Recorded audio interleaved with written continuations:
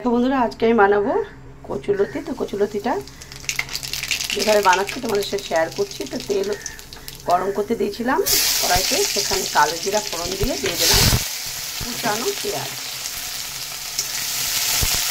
দিয়ে একটু পেঁয়াজটা হালকা ভাজা ভাজা করে নেব। তো দেখো পেঁয়াজটা কিছুটা ভাজা হয়ে গেছে। এখন দিয়ে দেবো চিংড়ি মাছ। চিংড়ি মাছ আলাদা করে ভাজিয়ে নিই।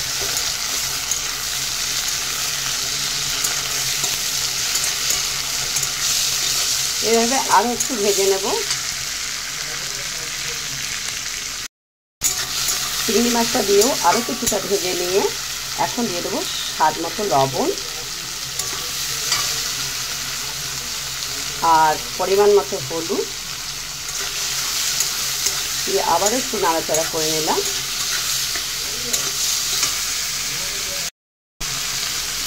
এরপরে দিয়ে দিলাম জিরে আর লঙ্কা সামান্য একটু বেটে, আবার একটু কষিয়ে নিচ্ছি।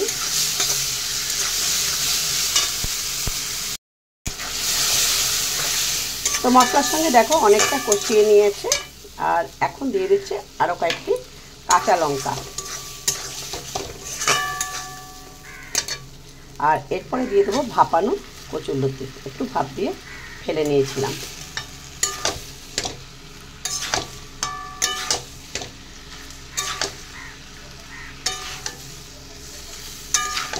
সমস্ত কিছু খুব ভালো করে মিশিয়ে নিচ্ছে।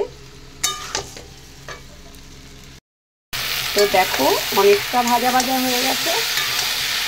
এখন একটু পোস্ত বাটা দিয়ে দিলাম। এতে কচুরলতি অনেক টেস্টি হবে। এবারে ভালো করে মিশিয়ে নিলাম। এরপরে গ্যাসটা অফ করে দেব, দিয়ে কিছুক্ষণ রেস্টে রেখে দেবো। তো দেখো বন্ধুরা, কচুরলতি একদম রেডি হয়ে গেছে। এখন নামিয়ে নিচ্ছি। তো দেখো বন্ধুরা, কচুরলতিটা একদম রেডি হয়ে গেছে, নামিয়ে নিয়েছি। দেখতে কেমন সুন্দর হয়েছে, খেতেও হয়েছে সেই টেস্টি। আর দেখো আমার মতো করে তোমরা একদিন বানিয়ে নিও, এতটাই টেস্টি হবে আমি যেভাবে বানালাম। তো আমার এই রেসিপিটা ভালো লাগলে লাইক করতে ভুলো না, কমেন্ট করে জানিও। আর নতুন বন্ধু হয়ে থাকলে আমার চ্যানেলটিকে সাবস্ক্রাইব করে আমার পাশে থাকার অনুরোধ রইল। তো ভিডিওটি এখানেই শেষ করছি বন্ধুরা। ভিডিওটি দেখার জন্য ধন্যবাদ।